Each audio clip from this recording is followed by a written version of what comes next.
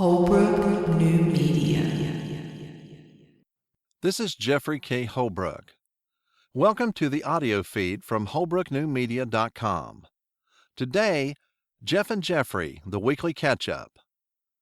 We hope you enjoy the audio version. If you want to see what we look like, I will embed the video for this episode at holbrooknewmedia.com. Hello, everyone. I'm Geoff Blanchard, and next to me is my co-host, Jeffrey K. Holbrook, and this is the Weekly Catch-Up.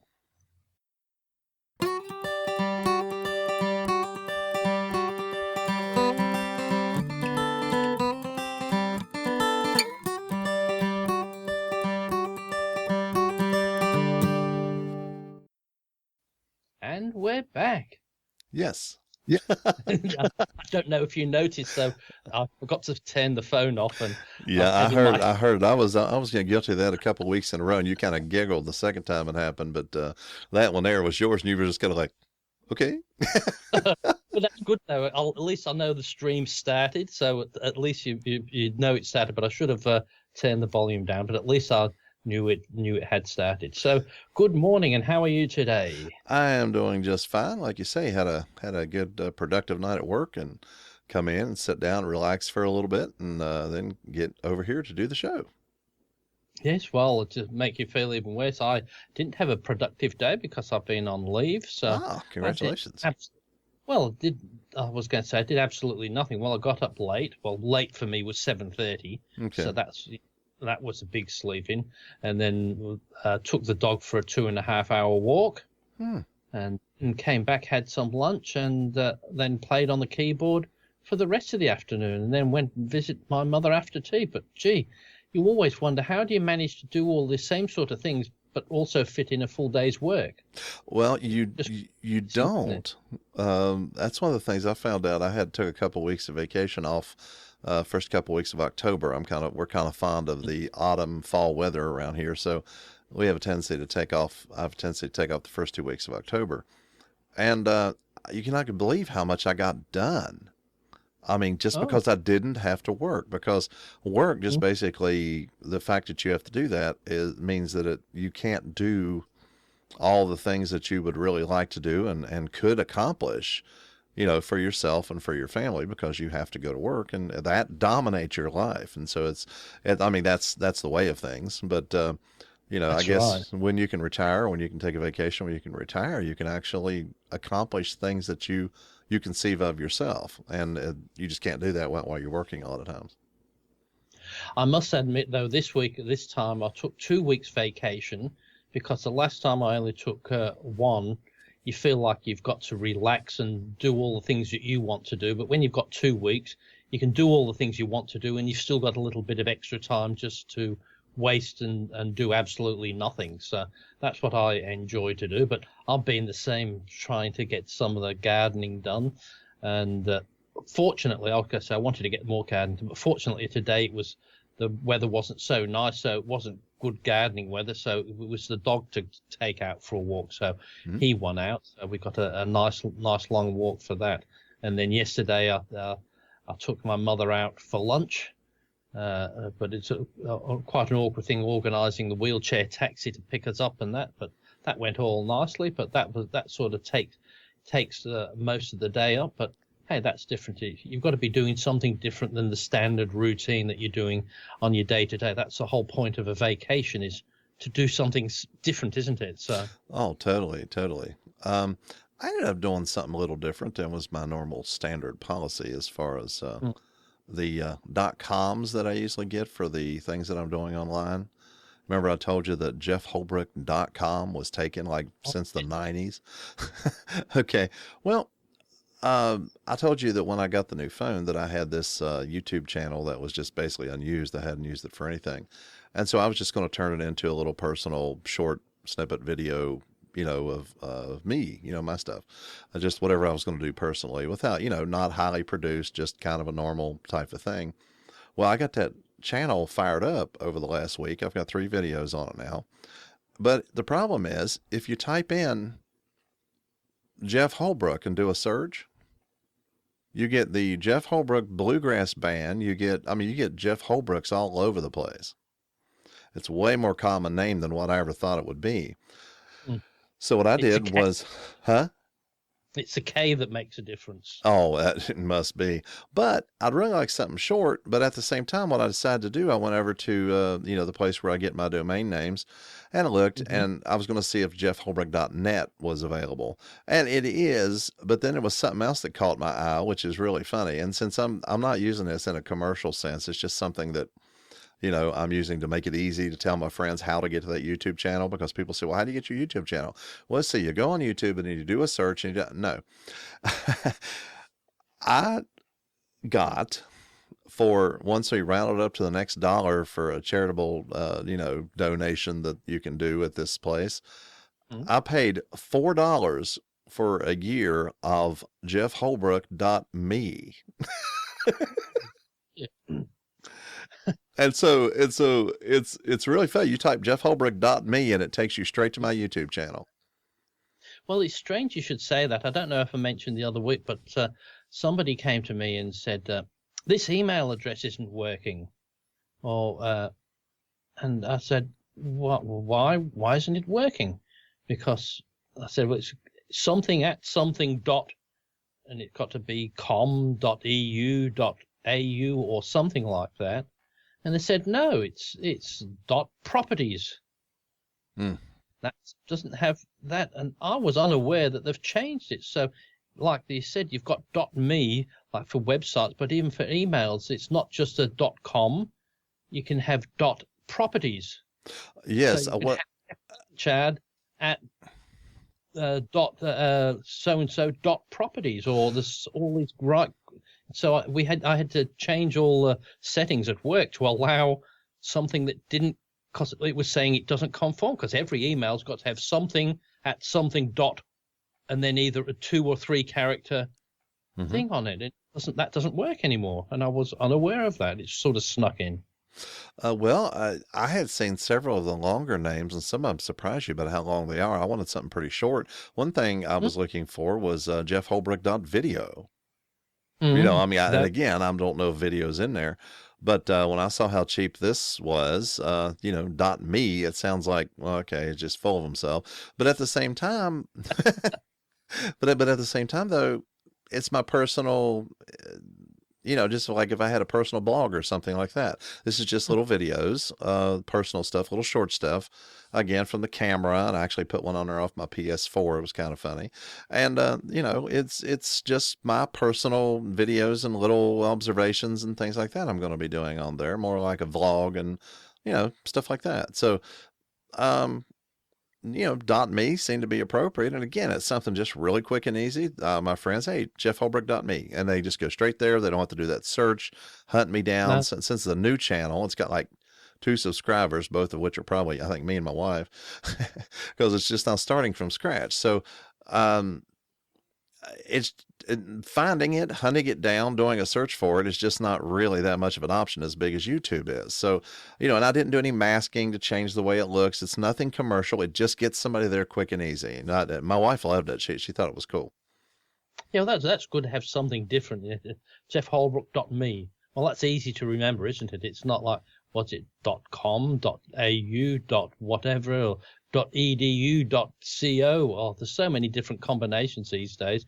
I sometimes think when they read these out on adverts, I thought, do they really expect somebody to contact them on that? With .edu, ./.gov. And I thought, really? How much harder can you make it for people to try and contact you? When it starts like that, I lose interest. I think, my brain can't be bothered trying to remember all that. So well, what's funny about the YouTube things, the actual address that I directed it to is, https://www.youtube.com/ Is that how you say that? Yes, I have the pronunciation totally down here. and so it's kind of like, I don't think, how in the world would you ever get that done? This just, again, all I'm doing is pointing at it, and They type that in, it goes straight there. And so, I mean, it's just, it's got to, why hadn't I thought of that? Because, a YouTube channel in the middle of such a large conglomeration, again, YouTube is the second largest search engine in the world. So, searching for me with so many other established Geoff Holbrooks on there, that are doing their own little thing and have been in their search engine for a long time, people would really have a hard time finding me. And eventually, I wasn't even on the first screen by typing in my own name. So I had to scroll over about 3 screens. Oh, okay, there I am. But once you're there, you can see what you're supposed to be seeing. But yeah, it just seemed to make sense, and it works really well. Just pops you right over there. And I've always gotten .coms. Now, if you get .net, people are apt to type in .com anyway and go to the wrong place. That's right. Yes. So .me, that's something that's kind of memorable, and it's the first use I've found really for something that wasn't a .com. Now, I have gotten, you got this special deal, and you get these 3 other ones that go with your .com just in case somebody types in something, whatever. But the .me just seemed to be the right decision. Not only was it extremely cheap, but what was weird was, I guess they're just trying to get people to try the me's because it was $3.49 for 1 year of me to get. Well, that's not too bad. Oh no, it wasn't bad at all. That was extremely good because they have special deals, and you pay like $9 and something for the first year, $15 for the second year on a .com. Well, what was weird was the pricing structure was weird. The 1 year of .me was $3.49 plus tax, plus I rounded up to the next dollar for charity. Well, 2 years of .me was $11 and something a year. So why wouldn't you go for that as well, sir? Well, 3 years of .me was $16 and something a year. I mean, it was getting more expensive instead of. It should get a little less as you go longer. Oh, okay, yeah. Very strange. Yeah, because usually that's when I went for mine. It was, like you said, it was worked out round about a certain amount. But as you got higher, it got cheaper and cheaper. Well, sure. So I went 10 years to keep it because I thought, oh, well, it doesn't matter. Then I paid it all up front. It keeps going. Then you don't forget about it. And I thought it's not that much money even for 10 years. I think it worked out around about $400 or something. This was with the site, but also the hosting as well. Mm-hmm. But that worked out quite cheap when you did for 10 years, because you think, well, and it was unlimited size, but that's the sort of thing. But it did that. It kept getting cheaper, but yours was keep getting dearer. Well, this one at 5 years was $83 and something. I mean, so if you multiplied $4 times 8, what, $32, but $5 times 8 would be $40. But I mean, but 5 years was $83 and something, and it just got more expensive the longer you went, which I don't know. I'm just wondering if it was even supposed to have been the $349 or something. But anyway, they gave it to me. I've got a confirmation. I bought it, and I've got it for a year, and I put auto renew on it, so, but that's the cheapest thing I've ever run across as far as a domain name for a year. They must just be trying to get people to be egotistical enough to get the .me. No, well, and that's the thing is with all these things, because they don't really exist, do they? That's just the name that you type in on the internet. But all the thing is when you configure in your browser, like you own something, like it's something like you said, that's the name of the actual address where you live. All you're doing with that name is sort of pointing, saying anybody types this name in, that points to my real address. That's what it really does, doesn't it? Oh, definitely. Yeah. And so it just makes it a lot easier because people use short links for a lot of things, but they're usually kind of like Bitly or something like that. They're usually kind of funny anyway. But this is just something that is so incredibly.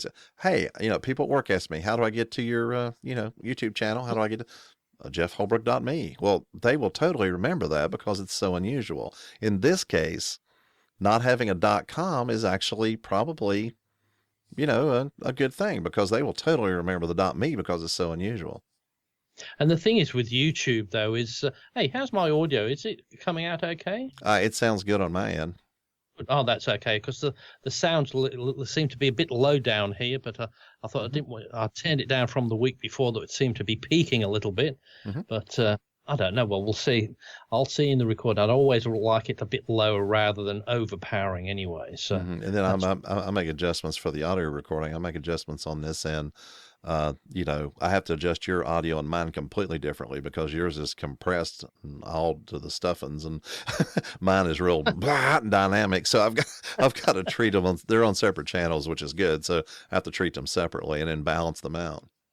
Well, I was going to say, that's what I was saying. Yes, well, I was going to say with your YouTube channel, though, as well, is the more you put on it and the more people that start going to it, the easier it will come up. So it might come up as Jeffrey Holbrook, but at the moment there's been no traffic on it. So when there is a bit more traffic, it will come up anyway. That's what I found a lot of the time. If you do nothing on your channel, well, when you search it, well, they said, well, I'm not going to bother putting it up to people because you haven't put anything on there for 6 months or something. So it doesn't bother doing it. Whereas I know now when I just turn on my feed and it shows straight away, it shows the weekly catch up. Mm-hmm. It says, there you've been doing something. And so it comes up in my feed straight away. So because I'm subscribed to RelateCast, because it doesn't know that I'm the one doing it. It just knows that I'm interested in RelateCast. So it says, here's one that's just been put up on there. But as I said, it's amazing how with YouTube, like you said, you type in your name or whatever and try. And I do this with certain things I'm interested in and type the same phrase and see how far you can go with it, because you never get the same result twice. Mm-hmm. And what I do hate, though, is you click on something and instead of opening it in another window, you've just clicked it there. And then when you go back, the thing that was there on the side that you thought, look at later, it's gone. Mm-hmm. So I've got used to now what I do when it comes up, I hold my control key down, hit it so it plays it in another window, so that window stays there. So I can see the search result, and then that video ends, then that gives another result, and then you keep that window open. And then you've got about 50 windows open, and then you're there for about the next 6 hours just keeping up. Now, what did I start looking for in the first place? Oh, that's right. Had nothing to do with what I've been looking at. But just have this big cascade of windows, and you're trying to figure out where exactly you were at. Mm-hmm. The what I've done with the videos that I put on there this time, like I say, I put 3 this week just to get things started. And like I say, I hope I'm going to put something on there about once a week. I've got another one I'm working on. It's going to be a little bit longer, but, again, I don't plan on doing a lot of heavy editing, but I do have one I'm going to edit quite a bit, and it's going to be a little more humorous, I think. But, there's one on there, and 2 of them were taken with the phone itself. One of them you've already seen, I think, the one about the wisteria and all that, where I was actually wearing a suit and you didn't recognize me. That's right. Yes. I thought, who's this? Yes. No, it has that one, and it has this little Skyrim video where on the PS4, the PlayStation 4, you can actually do mods like you can do on the regular PC. But like you said, there's some restrictions. But anyway, there's a lot of mods on there and stuff. And so my daughter put some mods on it, and so I started playing with it. And now I've got extra houses, extra little towns, extra characters and different things. You can just put them right in the middle of the thing. Well, one of the things they gave you that we put on there was a whole new set of spells that you can use magic and blast people and stuff.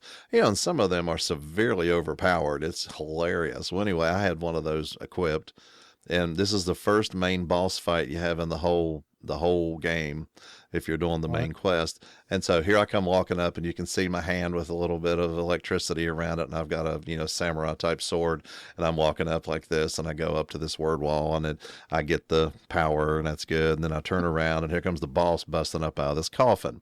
I walk over to the edge of the platform, and I sit there, and I'm just standing there, and he's coming up out of the coffin. If you go beat on him first, you can actually get one up on him. But no, I'm standing there and I'm waiting for him. And all of a sudden you see this hand kind of curl a little bit. And all of a sudden it's just like this big devastating, I mean, it just blasts him across the room. I mean, it's a big cave-like chamber. And it's like I said, I'm just kind of sitting there patiently. I wait for him. He stands up completely. And all of a sudden and he just goes cartwheeling across the chamber and lands in the water way over on the other side. And then you hear him die. And so the whole video is probably 45 seconds, maybe less. Okay. Because, big old heavy duty boss fight, and just blast him across the chamber and it's over. Because, this spell is really super overpowered. Then I did one I put on there yesterday that was about our cat. My wife, has been out of town. So I wanted her to be able to see the cat because she's so attached to Lily. So Lily had fallen asleep on my lap, and she is so comfortable with us. She's from the shelter, but she just gets so comfortable so quickly that she'll go to sleep and start dreaming, and you'll see, and she's twitching, while she's sleeping. Yeah, and dogs do it too. So I just I had the phone right there, and I grabbed it, and I just videoed her up close. Doing all the. I mean, it's really, sometimes it's kind of violent. And so, and so I videoed her for a long time, and I downloaded some of that free, music off of YouTube. And I have then I recorded in Audacity, just a little, audio intro to the thing, put it together, and then just put it with the video. So it's got, music playing with her sitting there twitching around and what I said at the beginning, and and that's it. And so that now video is a little bit over 3 minutes. So that's probably the longest one I put on there, but I don't plan on having really long ones. I'm just going to, do stuff that, just whatever strikes me, Just sort of a new business, like they have the dog walkers and the dog minders. I thought that could be another extension that says, yes, I'll look after your dog and cat, but I'll also post a weekly update on YouTube of what they've been up to. Mm-hmm. And keep track of them. And all of a sudden the dog looks up and it's got this slipper torn in half, No, not me.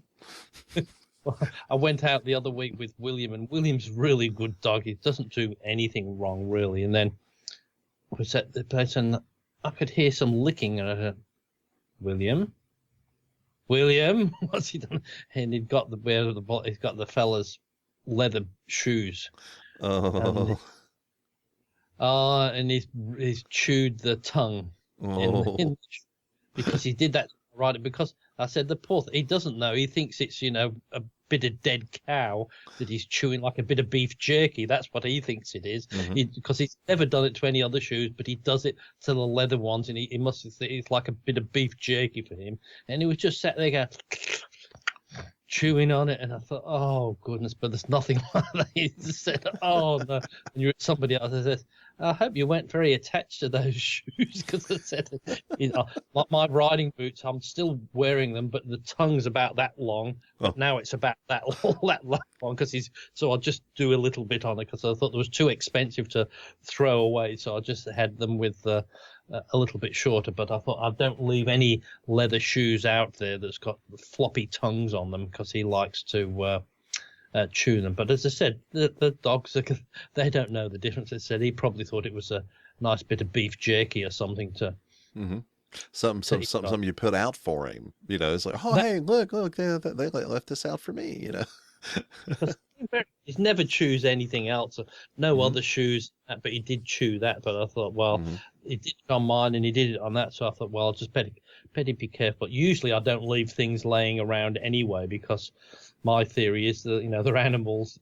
You expect them to do that. So if they do that, like I keep if you don't want them to cause a ruckus in some place, keep the damn doors closed.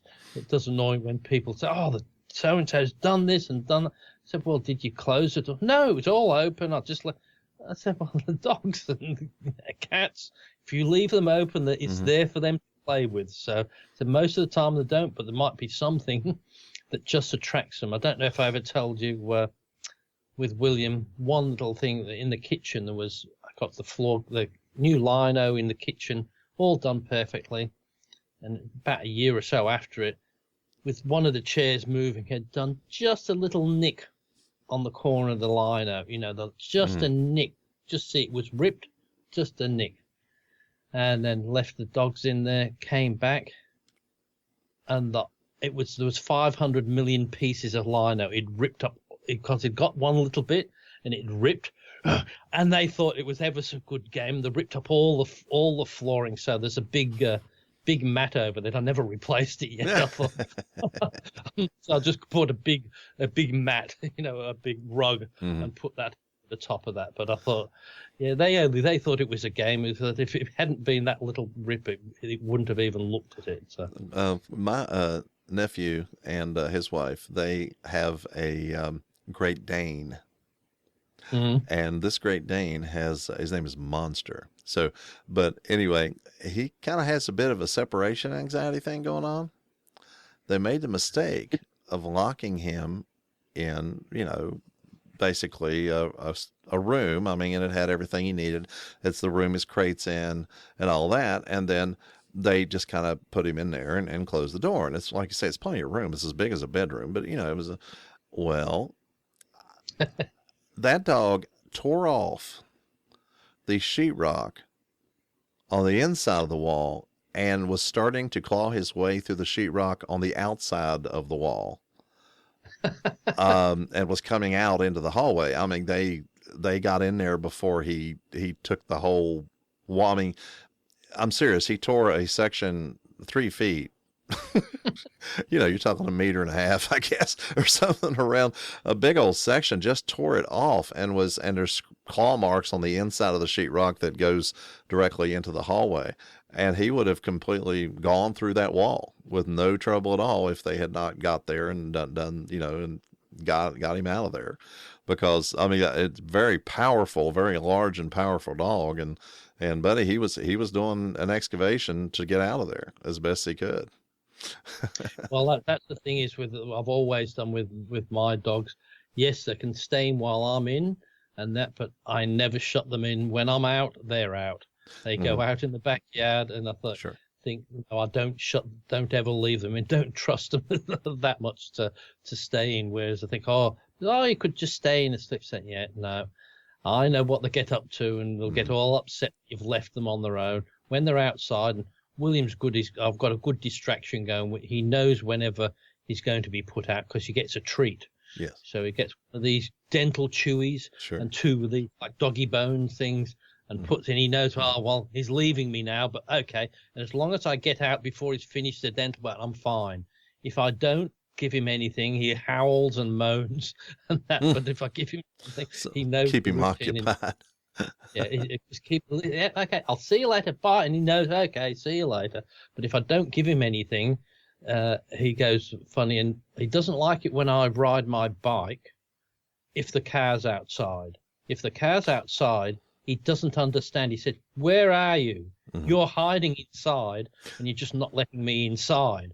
And so he thinks I'm being mean and horrible. Where if the car's inside, I'm on. He doesn't matter. He knows I'm out, but he just can't seem to accept that the car's not there. The car's out there. Why am I still stuck outside? He knows that, but it's very strange, aren't they? The only real trouble we have with Lily right now, of course, this door here is closed, and she'll be laying out on the balcony, just laying out there. She hears me talking, and she's learned that I will be in here and talk, and then I will come out after a while, and she'll just lay there and wait for me. And so when I open the door, she'll be laying out there. Now, she's not creating any kind of a problem. At first she would kind of scratch at the door, and we just say no, and then she would stop. But if I had the door open right now, she would be up here on the desk a little bit, in front of the microphone.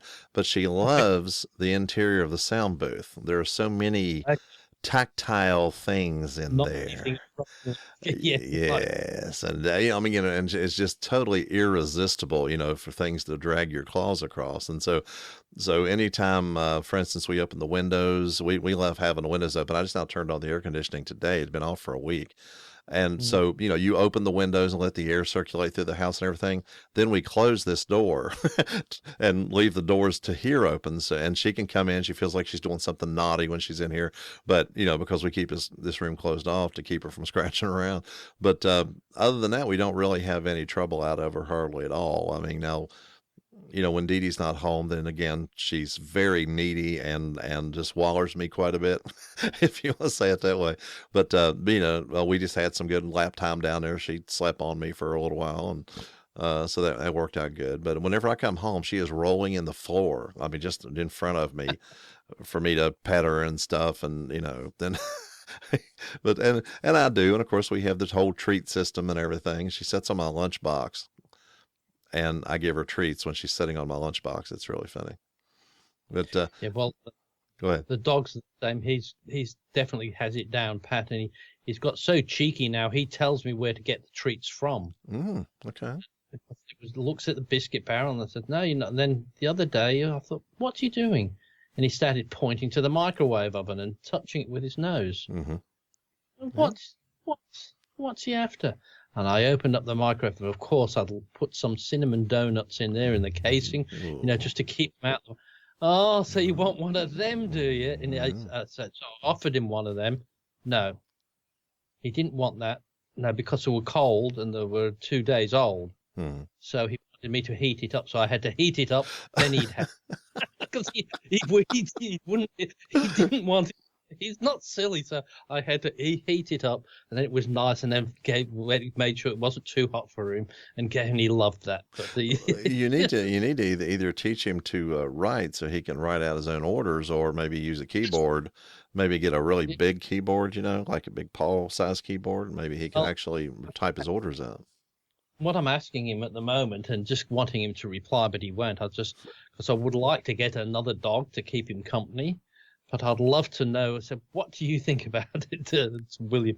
But if he says, "Oh, please, I'd get one tomorrow," but I thought, if he said, "No, I'm quite spoiled as it is. Don't get anything else because that will destroy all the things he gets and that." So, but then I don't know if I'd like another dog. So the independent, and just the all total focus of your attention is a pretty hard commodity to give up, I think.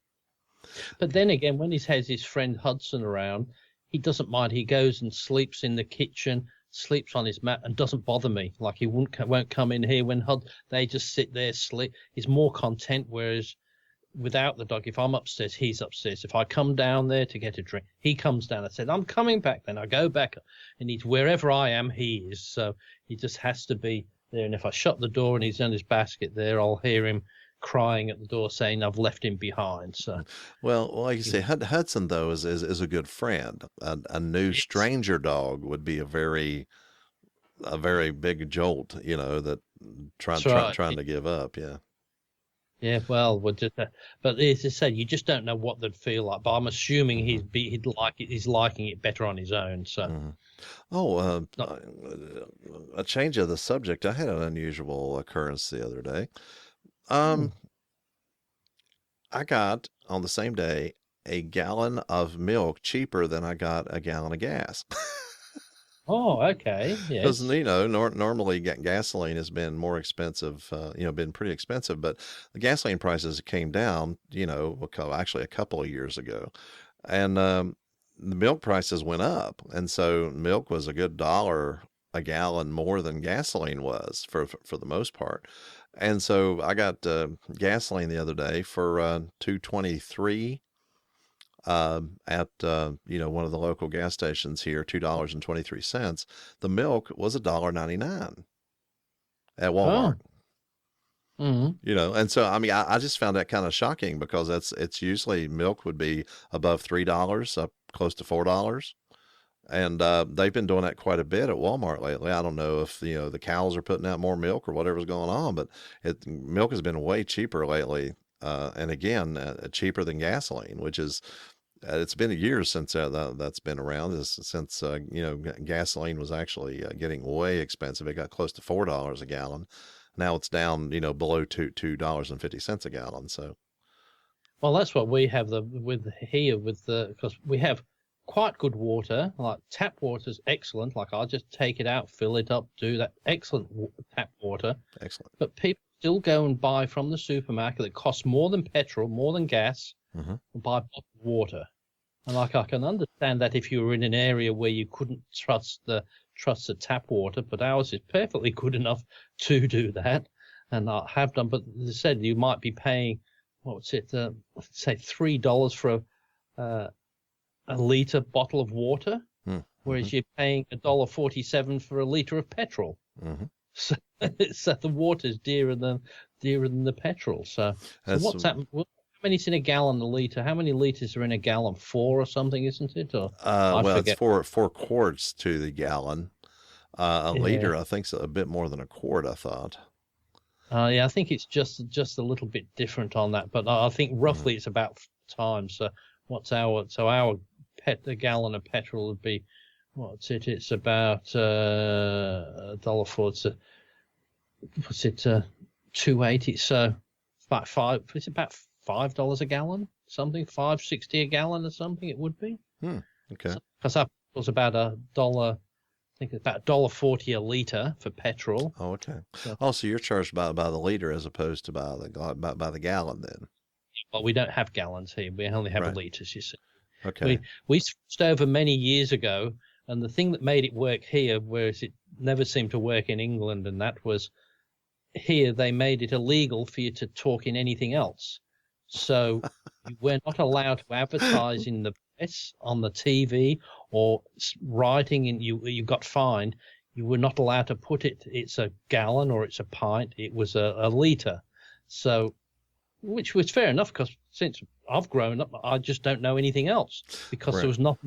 So you don't convert it. You know a liter's a liter, Celsius is Celsius, and it's just something you've grown up with. But that's where it makes it a bit different on other places. Like I think, like in England, they changed it, but they gave people the option. It was sort of, and then like a lot of places, I think you're officially you guys do have the metric system as well, but most people just don't use it. Well, They just thought, there are things we have gotten used to having in liters, such as Pepsi. You know, I mean, you get soft drinks in 2-liter bottles, and now right. they have liter bottles, and they tried to get us to do it, but everybody, you know, all the people around here, you know, the Americans are a bunch of rebels anyway. It was kind of like, yeah, right, we've been doing it this way for however many 100 years, so, you know, don't worry about that. And you know, what in the world would you do that for? And so it really never went over well, and they didn't.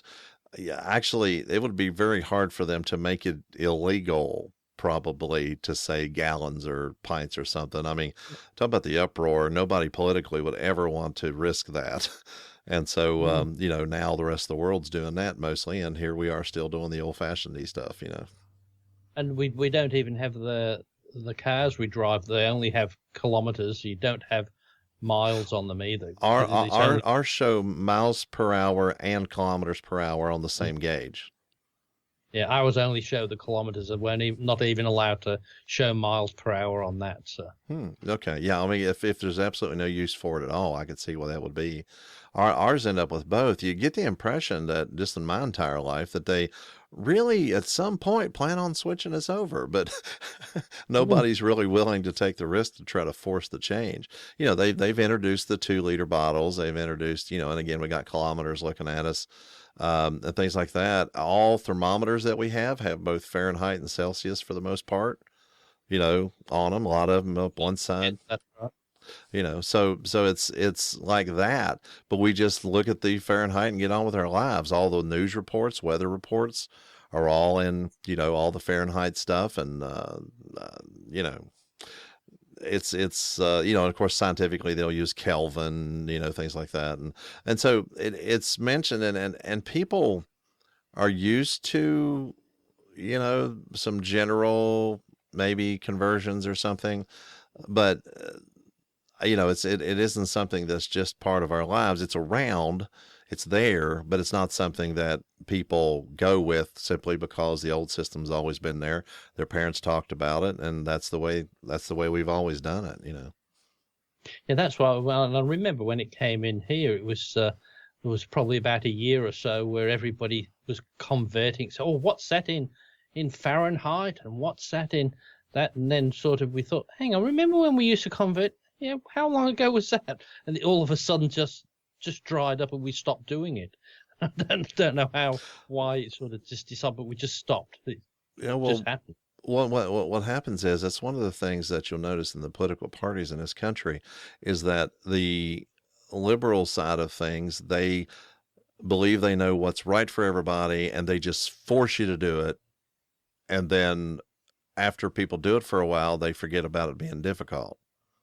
Okay. Whereas, you know, or aggravating or whatever. And the other party, the more conservative side of things, is more that you can be whatever you want to be and call it whatever you want to call it and have a nice life. You know, we'll let you keep some of your tax money, and but you're going to have to take care of yourself now, you know. And so, you know, whereas one side is we'll babysit you and do everything, but we were going to tell you exactly everything you have to do. The other side is, we're going to pull back, let you keep part of your money, more of your money, but you're going to have to take care of yourself on a lot of these things. So it depends on if you're self-sufficient or if you want to be, well, they always use the term babysat or something like that. But yeah, all you have to do is start something and force it, and people will carp for a while, and then they just kind of get used to it, and they've had it, and that's just the way it is. And once you do that, and that's what they've learned, don't fund it, don't do anything, don't even tell anybody what's in it, just start it. And once you start, that's how Obamacare got started. 3/4 of it wasn't even written. It was as will be determined by the Secretary of Health and Human Services. They made it up after it was passed. Yeah, so the passage says it will be whatever we say it's going to be. Just sign the dotted line. Yeah, well, Nancy Pelosi, she was, a very high person in the Senate, and she said, we have to pass it to find out what's in it.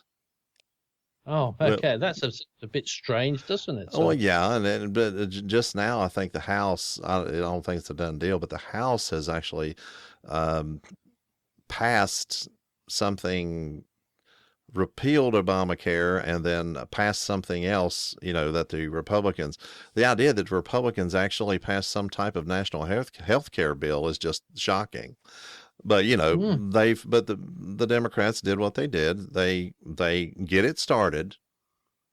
And once they give it to everybody, then it's very hard to take it away. Yeah, I still don't get it with Obamacare. I don't know what side of the fence I'd be on there, because as I said, we've had the similar sort of thing for many years and worked very well, but I don't think it was exactly the same as what we have. The amount of fines, extra taxes, price increases on other health care, and all this stuff. I mean, the amount of money that it just riddled people with. I know people that you have to pay fines if you don't buy health care. Or you have to pay a fine for that. And then again, for Americans, that's just like, what? The federal government can force you to buy a specific product. That was unprecedented. They had to go through the Supreme Court to actually get that put through to prove that the federal government could force you to buy a specific product. A specific commercial product. What they did here, though, with the Medicare, it's sort of, we went forced, but everybody gets it. But the thing was, because yes, it's okay, but all the health insurance companies are going to go bankrupt if they don't get the extra private ones. So the government will subsidize your private health insurance by 30%, usually, or something like that. They will subsidize it, but if you don't get into it before you're 30, you don't get the subsidy or something. So it's the sort of thing, if a bit of insurance, if you want to have that little bit of extra care, you should go into it first. But if you don't, you're not going to be forced to pay, exorbitant things, but you're just not going to get any support. Around here, okay, if you work, you pay into Social Security, you pay into Medicare, you have to pay. If you're 18 and you're working, you are paying into it. Yes, same as us. Yeah, so all the younger people who are not having health problems right now are the ones that are paying for, the older folks that have been on it for years, and then they're paying for their health stuff. So yeah, it's an interesting switch on the way things go, but and again, one side believes that they know what's best for you, and they're going to force you to do everything they believe is best for you, and they're going to take all your money to pay for everything that's best for you. And then the other side is, well, we're going to give you back your money, but you're going to have to take care of yourself on some of these things. You won't have to, pay as much in taxes and everything, but you're going to be responsible for a lot of your own things. So, it depends on if you want to be self-sufficient, take care of your own problems, or if you want to be babysat, that's the two things. Can you do things for yourself, or do you want things done for you? And each side, it's basically not even Democrat and Republican. It is country and city. The people in the country have a tendency to want to be left alone and to be self-sufficient. The people in the cities are used to fee for service. Right. I pay to have someone pick up my trash. I pay to, have this done. I pay to have that done. Whereas people in the countryside have a tendency to, well, I'm going to do this myself. and they're just used to taking care of their own problems instead of paying someone to deal with whatever their problems are, plumbing and things like that. People in the country generally fix their own plumbing, where not always, but in the city you pay a plumber to do it. And so it's fee for service, and each side thinks that they have freedom. The country people believe that they have freedom because they're left alone by the government and left to their own devices and their communities to deal with things. People in the city believe they are free because they don't have to do any of these things and they just pay money and then everything gets done for them. And so that's freedom. Both sides believe they have freedom. They just have a completely definition of what freedom actually is. And it's country and city, not conservative and liberal, but the cities and the countries, and the countryside, they have two completely different philosophies of life, and neither wants to understand the other one. Well, we've had sort of one here, whereas one of the islands just off the coast, and there had about 50 people or something living on it, and they didn't want to have any of that, so they seceded, sort of thing, and said, well, we're not paying taxes. They said, fine, you look after yourself.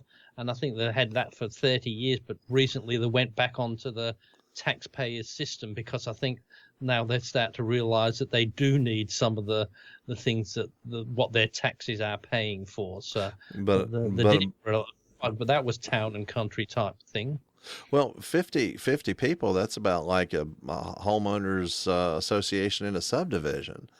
In a subdivision, which would be a group of houses that form, they build this group of houses in this area, and then everybody buys them and moves in, and then they have a homeowners association. They can decide whether you can leave junk cars in your driveway, and, who's going to pay to have the roads cleared of snow and stuff like that. The homeowners association, it seems to me that 50 people on an island would be more like a homeowners association type of a deal, and they would, you just wonder what the saturation would be, how many people it would take to pay for what needs to be paid for, what your taxes would be paying for.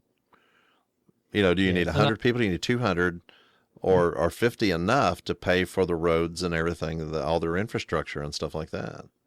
I think the people that were living there, I can't remember exactly how many, but there were the people who had the money, who could be self-sufficient, and they just didn't want to give any of it away. That's what it was. I thought to be able to live there, it was people who had the money to live in a lovely secluded island, and they could have all the different things from there. But then I think as time changed, like everywhere in these more exclusive areas, other people can start to afford to come in to them, and then they get bigger and bigger, but then they have kids, and then they need a bit more services, and then when they have to pay for all them, then they start understanding what their taxes are paying for, when they need all these things that they didn't think they needed in the first place. So it divides it up among thousands, when only about 25% of those actually need that service, and so that divides it up around everybody. And so the people who are getting the service pay a lot less for it, instead of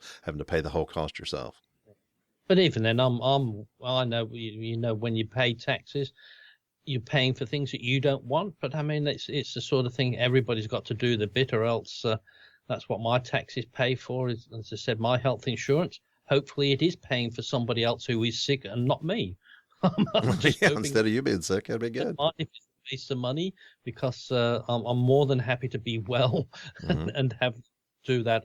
And here it depends on how much you earn. It's 1% of your wage under, I think, about 80,000, and then 2% of your wage over that amount. So it's not outrageous, but I think it's a good peace of mind here, because I'd much rather be sick here than on our healthcare than be sick over there without any extra healthcare, because I think it's quite devastating there if you don't have any extra care, isn't it? So. Oh yes, yes, it could be. I'm going to have a knee replacement here. My doctor told me the other day. So I mean, it's not going to be here right away. It may be the first year, something like that. We'll see. We have a friend that's getting it done, and she has a similar type of job. She's a hairdresser. Well, I have a job where I'm standing a lot, and then just walking around a small area that I work in. And so he says she could be back to work in about 6 weeks. So yes, there are expenses for that. It's going to cost, quite a bit of money, but I do have good insurance. But there will be extra money that we have to pay over and above, I'm sure. But that's one of the things that we found out with Obamacare is that it raised the price of standard insurance and reduced a lot of the things that that the insurances would pay for sometimes. I mean, Well, actually put a devastating thing on a lot of middle class people who had reasonable insurance through their jobs. It's just way more expensive. You know, for everything, prescription drugs, all that kind of stuff is pretty expensive because they put the onus on people they said had Cadillac insurance was the way they said it. Now, I pay a lot per month to have good insurance, but they made me pay a lot more.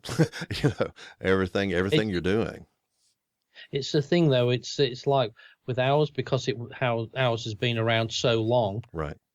Hasn't hurt. Whereas if you didn't have anything and all of a sudden did bring it in, it would do that, because you'd say there's a guarantee. Some people got a guaranteed income from that. They're going to put the prices up to get it out from somewhere else if they're not going to get as much from one area and that. But it's a bit like here. We've just had the federal budget, and the government's decided to go after the banks and slap a $30 billion tax onto them.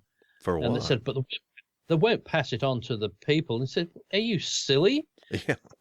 Not onto it's just a way of taxing us without actually saying they are, because no bank in their right mind, they're not going to absorb $30 billion.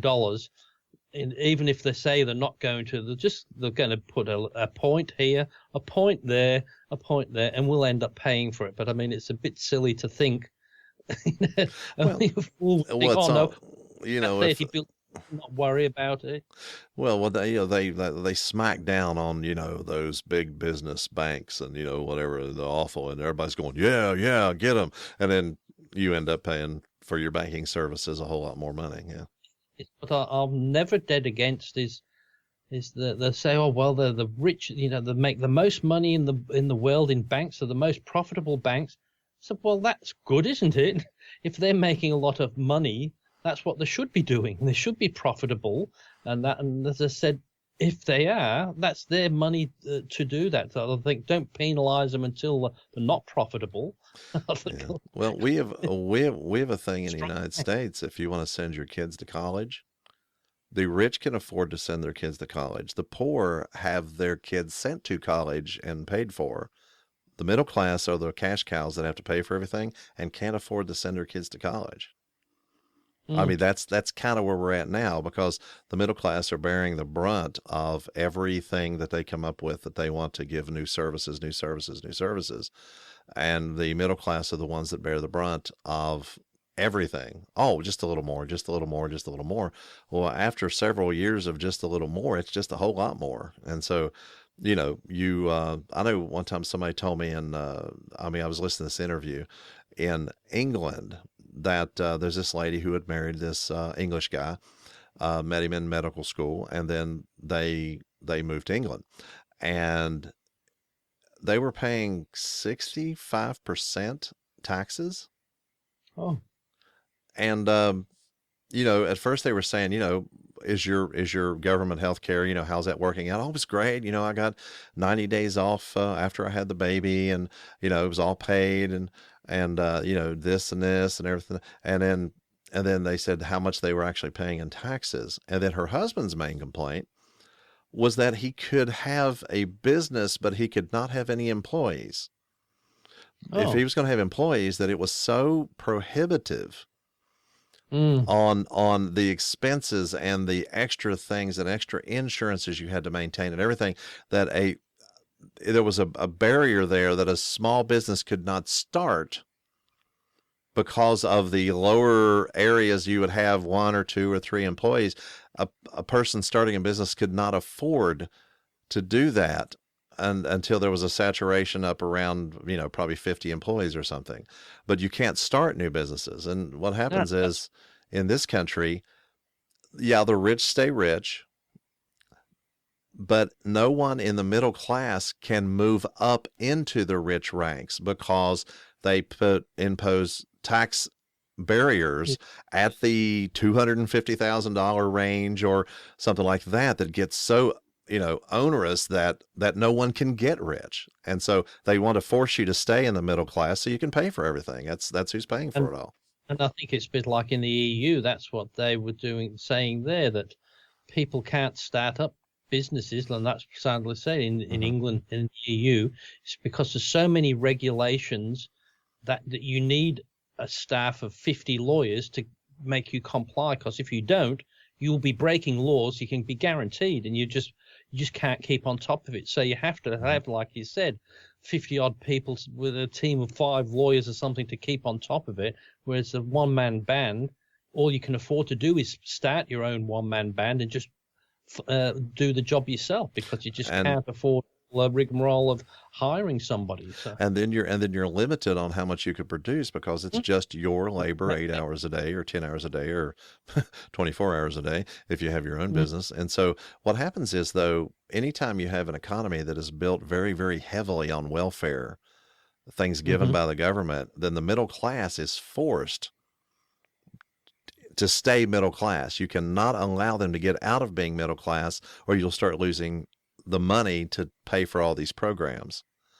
Was that in Greece that they had early retirements for everybody through their thing, and their economy collapsed because they had wasn't that Greece? I think it was, because they were letting people retire at age 50, I think, or something like that, and then all the welfare and all the just the total, everybody in the whole country was, on the dole, as they would say around here, and there was nobody left to pay for anything, and the whole economy collapsed, because there was nobody to pay anymore. It's like that everywhere, though, isn't it? It's the poor always seem to pay more for things than the rich do. Well, here the poor don't pay. The poor get everything paid for them, and the middle class are paying for the poor. The rich are paying for themselves. And so then the middle class, a person could come across the border in the country, get welfare, get health care, and everything like that. But if a middle class person who is paid into Social Security becomes disabled, they will fight you tooth and nail for years to give you the disability that you have earned and paid enough quarters into Social Security. But if you walk across the border, you come into this country, you can immediately get health care and welfare.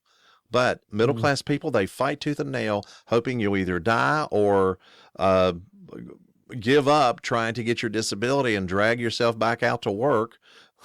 But there are people who can't, but they give you a list of lawyers at the beginning of the process of this, and so.